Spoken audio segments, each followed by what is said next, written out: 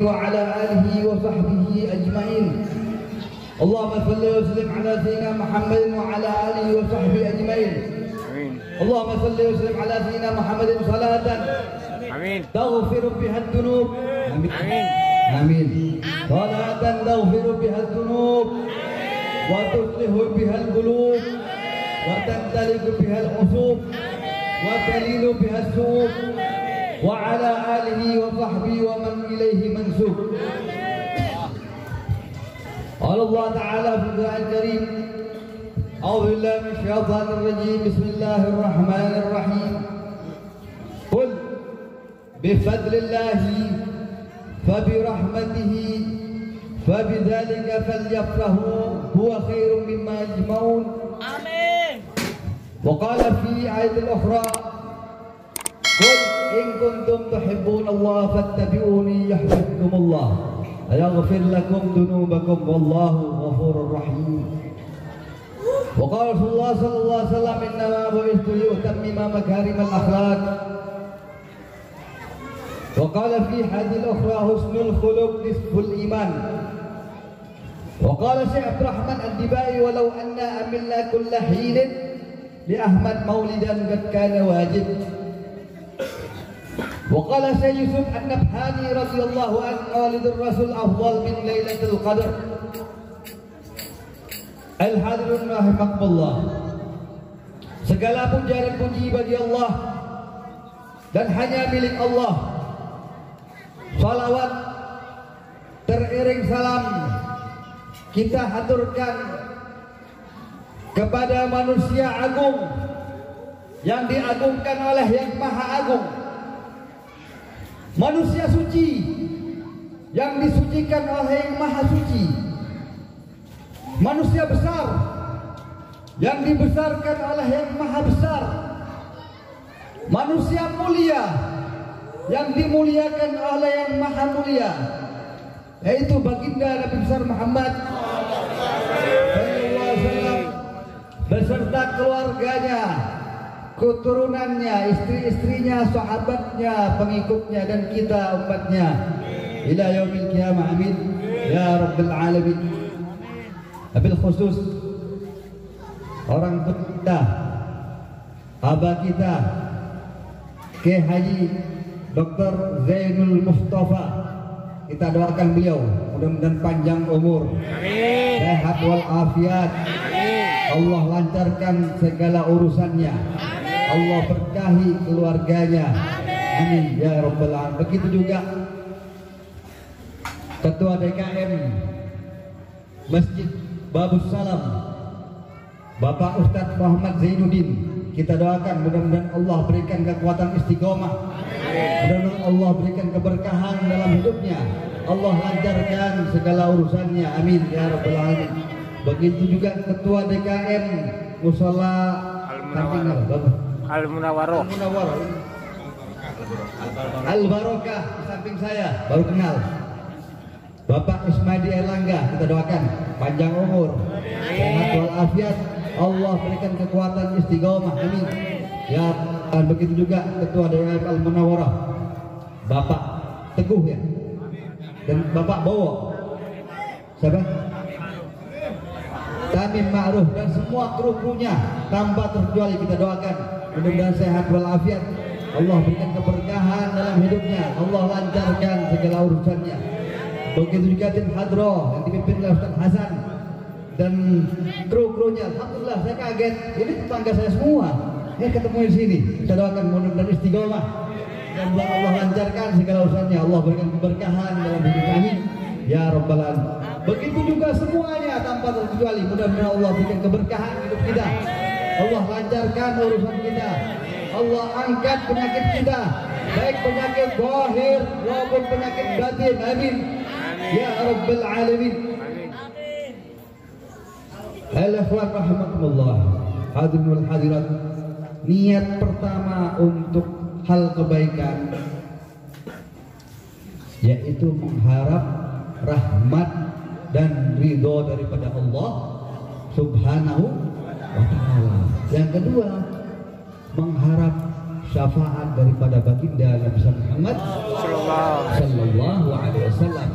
lain, satu bukti tadi dijelaskan oleh ayahanda Bapak Kiai Haji Zainal Mustafa bagaimana tentang bab sholawat syahadat yang bisa mensyafaati dengan sholawat. Satu bukti zaman Bani Israel, ada satu orang yang ibadahnya ratusan tahun, pagi, siang, sore, malam beribadah kepada Allah. Namun ini orang kepengen masuk surga karena amal ibadahnya. Apa kata Allah? Wahai malaikat, congkel satu matanya. Rahmat Allah satu mata itu congkel, timbangkan dengan amal ibadah dia yang ratusan tahun. Namun berat rahmat Allah satu mata daripada amal ibadah dia yang ratusan tahun. Apakah tetap dia mau masuk surga karena amal ibadahnya? Perbanyak amal ibadah kita dengan niatan mengharap rahmat dan ridho daripada Allah Subhanahu wa ta'ala. Jangan mengandalkan ibadah, tapi kita mengharap ibadah kita banyakin agar Allah turunkan rahmatnya dan Allah ridho kepada kita. Bukti orang yang ratusan tahun amal ibadahnya tidak bisa masuk surga dengan amal ibadahnya. Kalau mengharap rahmat Allah bisa masuk surga. Dan sebaliknya, cerita ini sebaliknya di At-Tibai. Bagaimana orang yang dosanya ka'amsal jibal, dosanya gunung-gunung, dosanya sangat banyak, tapi dia benar-benar syahadat, dia bersalawat kepada Nabi Muhammad SAW, hujur atau tasdiqun bil qalbi, benar-benar dari dalam hati. Apa kata Allah? Udkhulul jannata bi rahmati, masukkan dia ke dalam surga karena rahmat. Makanya amal ibadah kita perbanyak, tapi jangan sekali-kali kita menganggap oh amal saya udah banyak ya. Tetap mengharap rahmat dan ridho daripada Allah. As-salafus saleh, orang-orang terdahulu, para auliya illah, mereka ketika melakukan ibadah seakan-akan tidak melakukannya. Kalau kita, oh saya udah qiyamul lail, saya udah tahajud, saya udah ini, saya udah itu. Jadi mulai kita merasa bangga dengan amal ibadah kita. Orang-orang terdahulu, orang-orang soleh yang benar tulus kepada Allah, ketika mereka beribadah kepada Allah langsung diangkat oleh Allah dan seakan-akan dia belum beribadah kepada Allah. Oleh karena itu kita belajar mulai sekarang, kita mengharap rahmat dan ridha Allah. Kita tahajud, kita ini, kita niat apa aja tentang hal kebaikan, tetap niatnya jangan rubah, mengharap rahmat dan ridha daripada Allah dan syafaat daripada baginda Muhammad sallallahu alaihi wasallam. Nah, ada cerita ini sebenarnya untuk introspeksi diri kita. Yang pertama tentang penciptaan akal. Ketika Allah menciptakan akal, ini akal makhluk sebelum masuk sama kita ini tanya sama Allah, ya aqlu man anta wa man ana, wahai akal, siapa engkau dan siapa aku? Kata akal, ana abduk wa anta rabbi, saya ada hambamu ya Allah dan engkau adalah Tuhanku. Maka luluslah akal daripada pertanyaan Allah Subhanahu wa ta'ala. Namun sebaliknya, ketika Allah menciptakan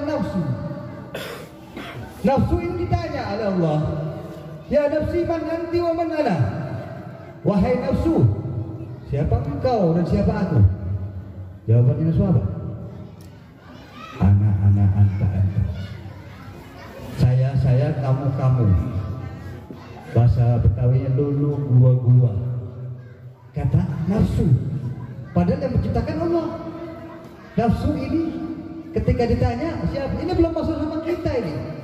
Makhluk yang namanya nafsu ini sebelum masuk kepada manusia ditanyakan oleh Allah, siapa kamu dan siapa aku? Tidak kenal akan Allah Subhanahu wa ta'ala. Apakah Allah tidak bisa nafsu ini langsung benar? Bisa. Ini perjuangan kita. Yang pertama kata Allah, wahai malaikat, masukkan nafsu ke dalam neraka yang paling bawah dalam jangka waktu yang sangat lama. Ternyata nafsu udah kenal neraka sebelum kita. Hati-hati. Nafsu ini belum masuk sama manusia, udah kenal sama yang nama neraka ribuan tahun. Jadi jangan korek-korek nafsunya, hati-hati. Jadi nafsu ini dimasukkan ke neraka dalam jangka waktu yang sangat lama. Diangkat kembali oleh Allah. Ditanya kembali, ya nafsi man anti wa manana. Wahai nafsu, siapa engkau sama aku? Tetap aja jawabannya, saya, kamu, anak-anak, anda, lulu, gua, kata nafsu. Singkat cerita, ini nafsu ditugaskan oleh Allah untuk kepada malaikatnya, wahai malaikat, masukkan nafsu ke dalam neraka yang paling bawah dalam jangka waktu yang lama, dalam keadaan hampa dan kosong. Lemah. 2 hari jangan makan, 2 hari jangan minum. Lemas nafsu kita. Iya. Lemas, bagaimana belum puasa? Jadi nafsu ini dalam keadaan kosong dan hampa dimasukkan ke dalam neraka dalam waktu yang sangat lama. Singkat ceritanya, ternyata ketika diangkat ini nafsu dalam keadaan kosong dan hampa, baru kenal akan Allah Subhanahu wa ta'ala. Man anta wa man ana. Baru nafsu ini mengeluarkan syair yang luar biasa. Anta rabbi wa ana abdukum. Banyak lagi syair-syair yang luar biasa. Disinilah perjuangan kita. Ini nafsu, hati-hati. Udah kenal neraka, jangan dikorek-korek, hati-hati. Ya, jangan dikorek-korek. Nafsu ini ketika masuk dalam keadaan kosong, keluar bersyair dengan luar biasa. Intinya nafsu yang kenal akan Allah Subhanahu wa ta'ala yang pertama yaitu nafsun mutmainnah. Ya ayyuhan nafsun mutmainnah, irji'i ila rabbiki radiyatan mardiyah wadkhuli bi ibadi wadkhuli jannati. Ada triknya. Imam Busiri pun menjelaskan. Kata Imam Busiri, an-nafsu katifli tahmilu tashabba ala hubbir radha wa tahtimhu yatfatimi. Kata Imam Busiri Sahibul Burda, yang ngarang Burda, tahu Burda? Yang pertama ya Rabbi bin Mustafa Lemangko, itu yang pengarang Burda. Di dalamnya kata Imam Busiri, nafsu itu ibaratkan bayi ketika menyusui ibunya merongrong. Bagaimana cara ini bayi agar tidak menyusui sampai besar? Bagaimana caranya? Disapi, kata orang Jawa, dipaksain untuk lepas sama orang tuanya. Kalau tidak lepas mungkin 5 tahun 10 tahun tetap menyusu kepada orang tuanya. Begitu juga nafsu, berarti caranya dipaksain. Ada doanya, mau nggak? Mau nggak? Doanya, ayo ikuti saya. Ikutin ya. Allahumma paksain. Itu paksain. Antut. Ya. Allahumma paksain. Beb, saya kemarin nggak bagus. Beb, kemarin saya ini banyak dosa, saya maksiat. Gimana Beb agar saya jadi orang baik? Paksain ke hal kebaikan. Kalau nggak bakal bisa sampai kapan? Mungkin pertama kali kaget, kayak anak yang disapi atau dipaksa pada orang tuanya. Lambat launnya. Ya, jadi doanya Allahumma paksain. Ya, Allahumma paksain. Insya Allah kalau kita paksain, insya Allah lambat laun kita akan mengenal hal kebaikan. Insya Allah kita akan menjadi orang baik. Amin. Ya Rabbal Alamin. Ikhwan rahimakumullah. Tadi banyak banget dia udah menjelaskan tentang bab sholawat. Kita tambahin dikit dah cerita-cerita yang luar biasa biar tambah. Ya. Dalam Al-Quran pun dijelaskan, qul bifadlillahi fabirahmatihi fabidzalika falyafrahu huwa khairum mimma yajma'un. Qul bifadlillah, katakanlah, ini bahasa ayat Allah kepada Nabi Muhammad. Kalau kita tidak pantas bahasa Muhammad saja, ini bahasanya Allah. Katakanlah wahai Muhammad, bifadlillah. Fadlillah ini anugerah yang Allah berikan buat kita. Jumhurul ulama bersepakat fadlillah ini Al-Qur'anul Karim. Ini ada luar biasa, sempurna. Al-Quran telah dibaca. Yang kedua, wa bi rahmatihi, dan rahmatnya. Rahmat jumhurul ulama bersepakat yang kedua yaitu kelahiran Nabi Muhammad SAW. Wa ma arsalnaka illa rahmatan lil alamin. Rahmat yang paling besar, yang paling agung, yang paling mulia yang Allah berikan buat kita yaitu kelahiran Nabi Muhammad SAW. Fal yabrahu, gembira, bergembiralah,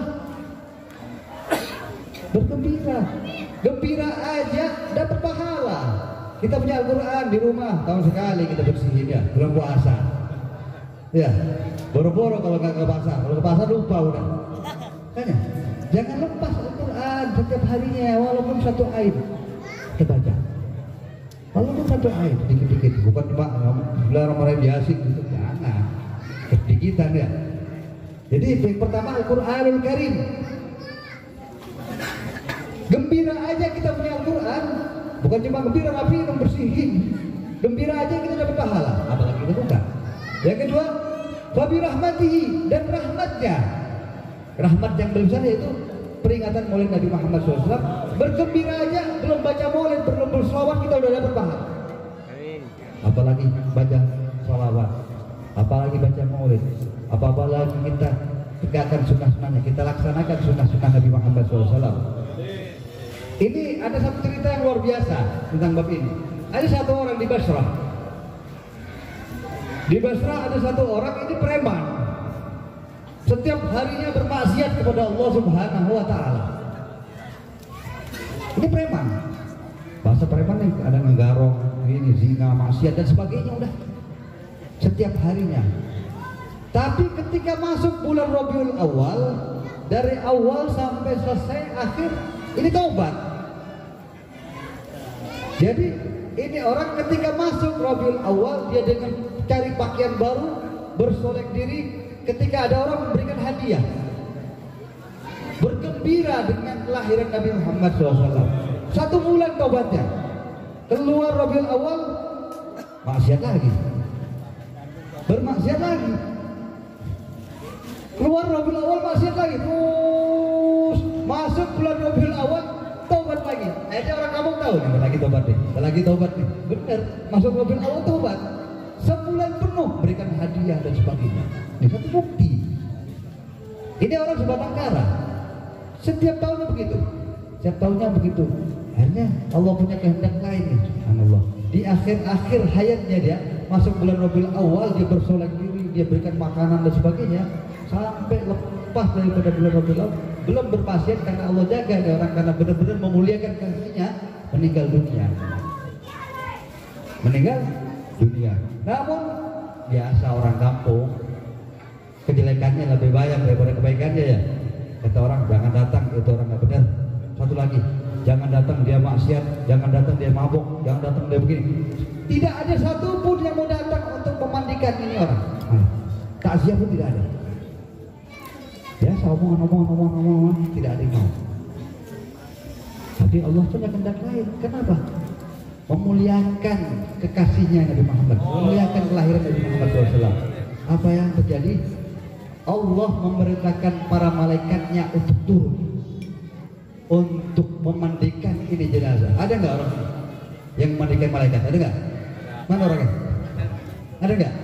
Bayangkan, ini preman, tapi karena benar-benar 1 bulan penuh memuliakan Nabi Muhammad SAW, Allah berikan predikat luar biasa. Yang memandikannya para malaikat, yang mengkafaninya para malaikat, yang mensolatinya para malaikat, dan yang menguburkannya para malaikat. Kenapa?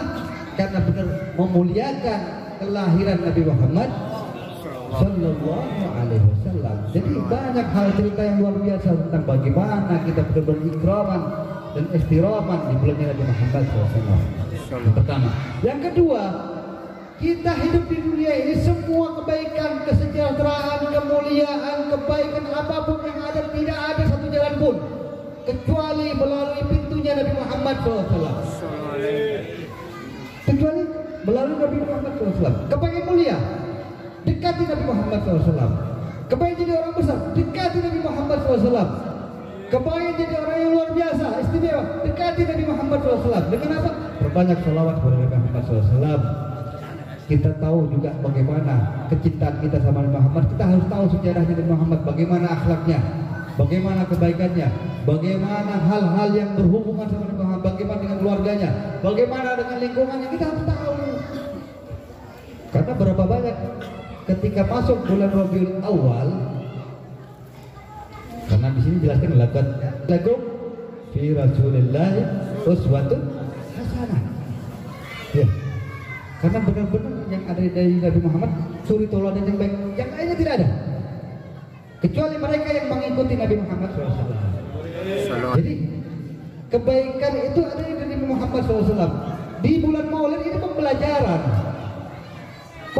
kita bagaimana cara memuliakan Nabi Muhammad, bagaimana cara mencintai Nabi Muhammad, bagaimana cara bersolawat kepada Nabi Muhammad, bagaimana hal-hal banyak dimanapun juru mereka menasihati kita, bagaimana cara benar-benar menjunjung Nabi Muhammad SAW.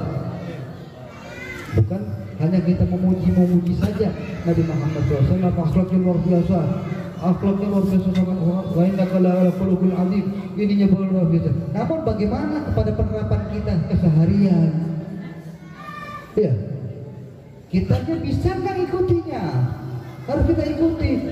Kita menjunjung Nabi Muhammad luar biasa, luar biasa, luar biasa. Tapi bagaimana penerapannya buat kita keseharian?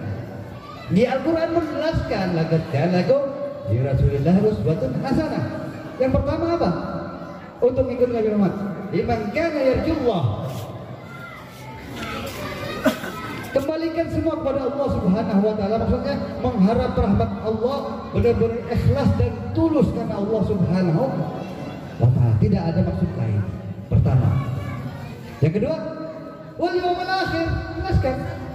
Dan kita yakin dan mengimani hari akhir. Yang ketiga, wa dzakarallaha katsiran, dan memperbanyaklah zikir kepada Allah Subhanahu wa taala. Kata tadi kan, amal ibadah apa aja bisa ditolak, bisa terima. Zikiran ini pun bisa kita bersolawat sama Nabi Muhammad SAW. Bersolawat pun itu zikir pada Allah Subhanahu wa taala. Mana buktinya, Beb? Allahumma, Allah itu zikir. Allahumma shalli ala sayyidina Muhammad wa ala ali sayyidina Muhammad. Ketika kita bersama sama Nabi Muhammad telah berzikir terlebih dahulu kepada Allah Subhanahu wa taala. Semakin banyak salawat kita sama Nabi Muhammad, maka semakin dekatlah kita sama Nabi Muhammad, dan Nabi Muhammad pun semakin dekat kepada kita. Jelaskan pun, man shalla alayya salatan wahidah sallallahu alaihi biha asyran. Barang siapa yang salawat satu kali sama Nabi Muhammad, Allah langsung yang membalas 10. Dalam artian lain, Allah menurunkan 10 rahmatnya. Ditambah lagi Allah menurunkan 10 kebaikan. Ditambah lagi Allah mengangkat 10 kejelekan kita. Itu baru 1. Bagaimana kalau 10? Bagaimana kalau 100? Bagaimana kalau 1000? Oleh karena itu sangatlah merugi ketika kita keseharian tidak bersolawat sama Nabi Muhammad SAW. Ketika kita mengurangi salawat sama Nabi Muhammad, tidak mengurangi kemuliaan Nabi Muhammad. Pun kita, ketika kita memperbanyak salawat sama Nabi Muhammad, tidak menambah kemuliaan Nabi Muhammad sedikit pun, karena Nabi Muhammad mulia dan telah dimuliakan oleh Allah Subhanahu wa taala. Semuanya buat kita. Satu cerita lagi, kenapa sih kita selalu berbanyak salawat sama Nabi Muhammad?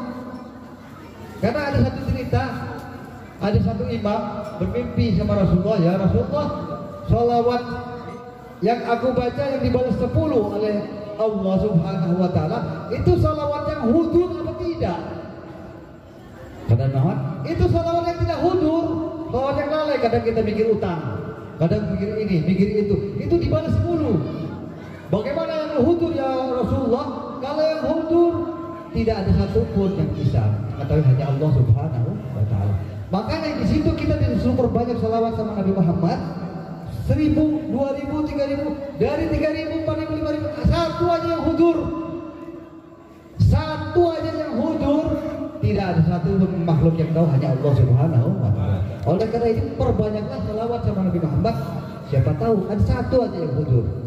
Kalau udah hudur, udkhulul jannata bi rahmati, kata Allah Subhanahu wa ta'ala. Ini kayak pada capek ya? Capek? Lapar gak ya? Belum. Saya mau cerita dikit nih. Cerita lucu aja ya, biar semangat. Cerita lucu nih. Ini lucu tapi mengandung makna yang luar biasa. Ini ada satu orang. Ada satu orang yang janji kepada Allah, nazar.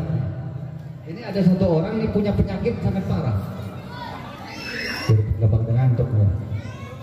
Ada satu orang ini punya penyakitnya parah banget, sehingga dia saking tidak kuatnya akhirnya dia ngomong, ya Allah, andai kata penyakit yang ada pada badan saya Engkau angkat, nazar nih, aku akan sodakoh kepada anak setan.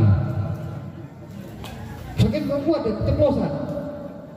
1 hari, 2 hari, seminggu, 2 hari, sembuh. Sembuh dari penyakitnya. Bingung nyari anak setan, bagaimana? Ya, bingung cari anak setan. Akhirnya mau gak mau kepada ulama. Akhirnya datang ke ulama, guru, saya kemarin punya penyakit saya sangat parah. Akhirnya saya nazar kepada Allah, ya Allah, andai penyakit saya Engkau angkat, aku akan sedekah kepada anak setan. Katanya orang, kata ulama, udah gini. Ini yang pertama nih. Yang pertama, kamu lihat di kampung-kampung, di perjalanan ada orang tuanya menyuruh-nyuruh anaknya main itu, ada game yang baru apa itu? Mobile Legend. Tidak mau. Itu anak pada berani. Anak yang membantah orang tuanya, kata ini guru, itu anak. Kayaknya di sini nggak ada, anak itu jauh. Ada di Teluk Pucung situ lagi. Itu anak setan. Akhirnya dia cari kampung, tiba-tiba ada satu anak, orang tuanya nyuruh-nyuruh, dia marah-marah malah. Tapi sih nggak ada sih. Jauh ya, sih nggak ada ya. Mungkin di samping kami tetangga mungkin banyak sudah. Jadi dilihat, oh ini anak membantah orang tuanya, ini bilang setan kata guru saya. Datengin, setelah itu ada ngomong sih nah, begini, dia cerita, begini, kemarin saya punya penyakit saya parah, saya nazar kepada Allah, apabila penyakit saya Allah angkat, saya akan nazar, akan sedekah kepada anak setan. Kata guru saya, anak yang membantah orang tuanya itu anak setan. Kasih duit, dibuang kemudian, alhamdulillah berubah. Oh berarti membantah sama orang tuanya itu anak setan. Saya akan berubah, saya akan taat kepada orang tua saya. Alhamdulillah berubah. Bingung, tidak ada satupun yang mau dibilang anak setan. Balik lagi kepada gurunya, guru ampun, yang pertama tidak ada yang mau dibilang anak setan. Alhamdulillah banyak yang taubat, banyak yang isap, jadi dia berubah. Katanya orang ini yang kedua dah. Ini yang kedua, kamu lihat di kampung-kampung ketika ada musola, ada masjid, yang datangnya terakhir keluar duluan itu anak. Mulai sih nggak ada. Sini nggak ada. Yang datangnya terakhir, datang duluan. Yang datangnya terakhir, keluar duluan. Itu anak. Sini nggak ada. Sini datangnya sampai 1 jam kayaknya. Alhamdulillah, dikira macam-macam ya. Alhamdulillah. Sini nggak ada, jauh gitu. Mungkin di daerah kebun jeruk situ lagi tuh. Alhamdulillah sini ahli zikir ya. Amin. Ya Rabbal. Jadi keliling, dilihat ada satu orang. Dilihat ngobrol-ngobrol, ketika dibilang bahwa kata guru saya yang orangnya datang terakhir keluar duluan itu anak setan, alhamdulillah dia berubah. Oh enggak, saya udah malu masa bilang anak setan, saya besok akan berubah. Saya akan wiritan dulu, saya akan tasbih dulu, saya akan tahmid dulu dan doa munajat kepada Allah Subhanahu wa taala. Udah tidak ada satupun yang mau dibilang anak setan. Muter lagi. Balik guru, ampun, yang kedua juga tidak mampu. Tidak mempan, bagaimana ini? Kata gurunya, ya udah, yang pertama alhamdulillah bisa lunak, orang bisa berubah. Yang kedua bisa berubah. Yang ketiga ini, kalau ini tidak bisa, saya minta maaf. Jangan cari guru yang lain, mungkin ada yang lebih ngerti. Kata gurunya, kamu cari satu orang yang bakhil, kikir, medit, pelit. Itu anak setan. Siapa sampai di surga di forbidden. Iya, surga di forbidden. Orang bakhil dilarang masuk. Iya, hati-hati. Orang bakhil dilarang masuk, orang kikir dilarang masuk. Hanya muter-muter kata gurunya. Gini aja, kalau kamu tidak tahu ciri-ciri orang bakhil, kamu lihat di kampung, di warung-warung, ada kucing minta tulangnya aja gak dikasih, apalagi dagingnya. Itu bakhil lah. Oleh orang lain, benar dicari aja dapat. Muter-muter karena dia ada pada Allah. Jadi benar dilihat ada satu orang ini makan meong, tulangnya aja nggak dikasih, dia dari bakhil. Bahkan kata kayak kita tadi, orang yang bakhil itu ketika disebutkan sama nama Nabi Muhammad tidak menjawab, itulah orang bakhil. Ya hati-hati, itu pun tergolong orang bakhil. Jadi juga ini orang benar. Ternyata ada orang makan, orang aja nggak dikasih, kucing aja nggak dikasih, apalagi orang. Soalnya ngobrol, nego lah, ngobrol. Begini, saya punya penyakit saya parah. Kata guru saya, orang yang kikir, bakhil, kebetulan sama ceritanya. Makan kucing aja nggak dikasih, apalagi orang. Itu orang bakhil. Ternyata diterima, makanya hati-hati. Kita Allah bukan mudah-mudahan kita dijauhkan daripada bakhil. Amin. Ya Rabbal Alamin. Sebelum penutup, saya akan memberikan ijazah. Kita baca bareng-bareng Dzikrul Jalalah. Dibaca masing-masing, kalau tidak tahu buka ntar di Google, besok-besok dibaca setiap harinya. Ini luar biasa. Kenapa? Karena ini amalan yang dipakai oleh auliaillah hingga solih, termasuk Al Habib Abu Bakar Al Kutub Bakar bin Muhammad Segaf. Kebetulan saya Al Fakir cucu dari ibu saya. Dan yang kedua, ada satu sejarah cerita, ada Syekh Abdullah Al-Baghdadi ketika mimpi bertemu dengan Rasulullah SAW. Di dalam mimpinya Rasulullah mukanya sangat pucat. Ya Rasulullah, kenapa muka kau pucat? Kata ya Rasulullah, wahai Baghdadi, bagaimana aku nggak pucat? Ini hari 1500 umatku mati dalam keadaan tidak membawa iman dan su'ul khotimah. Pada waktu itu baik, hanya 2 yang su'ul khotimah. Setelah itu, ya Rasulullah, berikanlah saya jalan. Jadi akhirnya ketika bangun dari mimpinya itu bangun, ternyata ada tulisan Dzikrul Jalalah. Makanya ayo kita baca sehari-hari. Kita nggak tahu amal kita, siapa tahu dengan kita baca Dzikrul Jalalah akhir hayat kita husnul khatimah dalam membawa iman. Amin ya Rabbal Alamin. Ikuti saya. Setelah itu kelanjutannya, kalau memang kepengen membaca setiap harinya, buka di Google Dzikrul Jalalah, keluar. Ya, ada Google di situ ya. Ya, ikuti saya. Bismillahirrahmanirrahim. La ilaha illallah al-mawjud fi kulli zaman. La ilaha illallah al-ma'bud fi kulli makan. La ilaha illallah al-madhkur bi kulli lisan.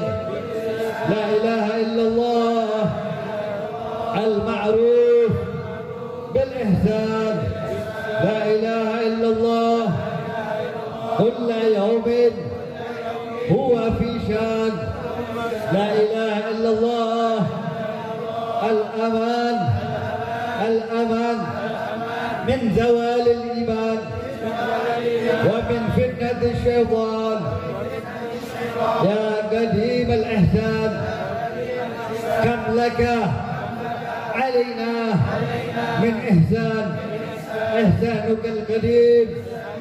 يا حنان يا منان يا رحيم يا رحمن يا غفور يا غفار، اغفر لنا وارحمنا وأنت خير الراحمين. وصلى الله على سيدنا محمد وعلى آله وصحبه وسلم. الفاتحة.